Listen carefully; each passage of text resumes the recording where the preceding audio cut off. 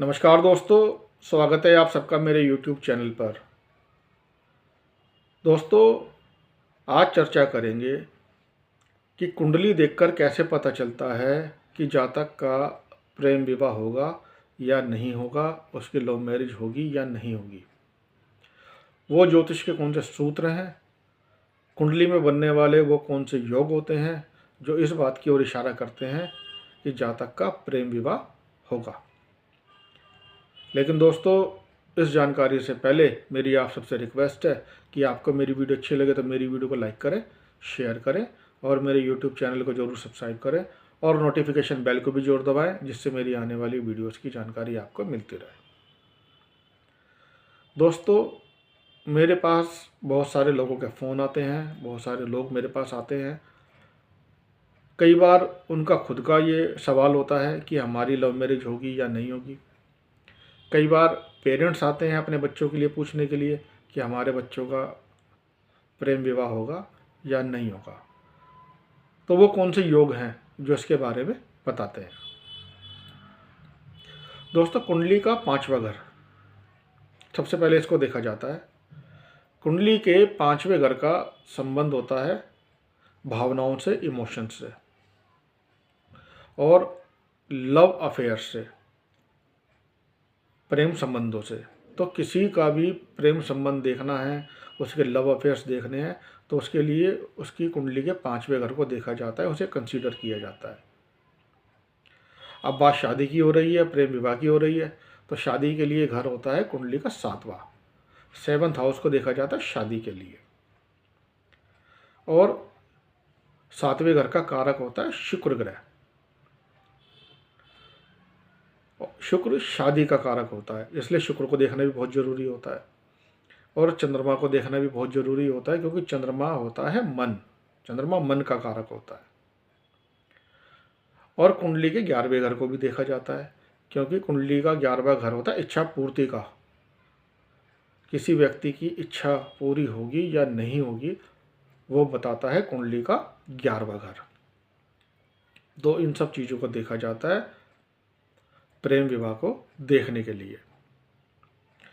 अब दोस्तों, पांचवें घर का और सातवें घर का अगर संबंध बन जाता है तो प्रेम विवाह होता है, लव मैरिज होती है। अब ये संबंध कैसे बनता है? संबंध युति का हो सकता है, राशि परिवर्तन का हो सकता है, हाउस एक्सचेंज का हो सकता है और दृष्टि का हो सकता है।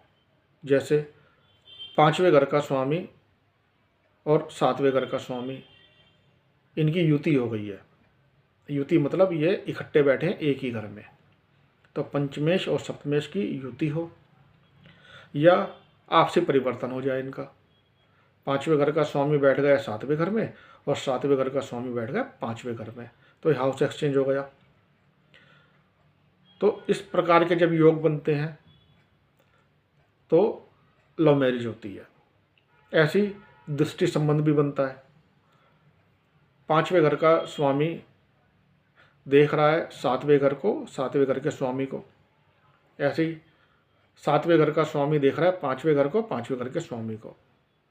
तो ये दृष्टि संबंध बनता है, तब भी लव मैरिज होती है। अब पांचवें घर का स्वामी पंचमेश वक्री हो या सातवें घर का स्वामी सप्तमेश वक्री हो या ये दोनों ही वक्री हो, तब भी लव मैरिज होती है। मंगल, शनि या राहु 9th हाउस में हो, 9वें घर में हो, बृहस्पति पीड़ित हो और सातवें घर का स्वामी लगन के स्वामी से ज़्यादा बली हो, ज़्यादा स्ट्रॉन्ग हो, तो भी लव मैरिज होती है, प्रेम विवाह होता है। लग्नेश की, लग्नेश मतलब लगन का स्वामी या चंद्रमा की, सातवें घर के स्वामी से केंद्र में युति हो। युति मतलब इकट्ठे बैठे हो। कहाँ बैठे हो? केंद्र में। अब केंद्र क्या होता है? ये कुंडली दोस्तों आपको स्क्रीन पर दिख रही है। इसमें जहाँ 1 नंबर लिखा है वो कुंडली का पहला घर है, जहाँ 4 नंबर लिखा है वो कुंडली का चौथा घर है, जहाँ 7 नंबर लिखा है वो कुंडली का 7वां घर है और जहाँ 10 नंबर लिखा है कुंडली का 10वां घर है। तो पहला, चौथा, 7वां और 10वां ये घर होता है केंद्र के घर। केंद्र के 4 घर होते हैं। और पहला घर, पांचवा घर और नौवा घर, जहाँ जहाँ ये नंबर लिखे हैं, पहला 5 नंबर और 9 नंबर, ये पहला, पांचवा, नौवा घर हुए, ये होते हैं त्रिकोण के घर। तो लगन के स्वामी की या चंद्रमा की 7वें घर के स्वामी से केंद्र में युति हो तो भी प्रेम विवाह होता है। चंद्रमा शुक्र 7वें घर में हो, 7th हाउस में हो, तब भी लव मैरिज होती है। शुक्र 7वें घर में हो और मंगल उसको देख रहा हो, मंगल शुक्र पर अपनी दृष्टि डाल रहा हो, तब भी प्रेम विवाह का योग बनता है। मंगल शुक्र की युति हो कुंडली के अंदर, युति मतलब मैंने पहले भी बताया कि एक साथ बैठे हो, मंगल और शुक्र एक साथ बैठे हो, खास तौर पर 5वें या 7वें घर में, तो प्रेम विवाह होता है। मंगल शुक्र राहु 7वें घर में हो, चंद्रमा की 7वें घर के स्वामी से सप्तम से युति हो, मतलब चंद्रमा और 7वें घर का स्वामी इकट्ठे बैठे हो कुंडली में, और शुक्र है उसको शनि या मंगल देख रहा हो, शुक्र पर शनि या मंगल की दृष्टि हो, तो भी लव मैरिज का, प्रेम विवाह का योग बनता है। तो दोस्तों ये थे वो कुछ ज्योतिष के नियम, कुछ कुंडली में बनने वाले योग, जिनको देखकर इस बात का पता चलता है कि जातक का प्रेम विवाह होगा या नहीं होगा। दोस्तों उम्मीद करता हूँ मेरी इस वीडियो से आपको एक अच्छी जानकारी मिली होगी। आपको मेरी वीडियो अच्छी लगे तो मेरी वीडियो को लाइक करें, शेयर करें और मेरे YouTube चैनल को जरूर सब्सक्राइब करें। धन्यवाद।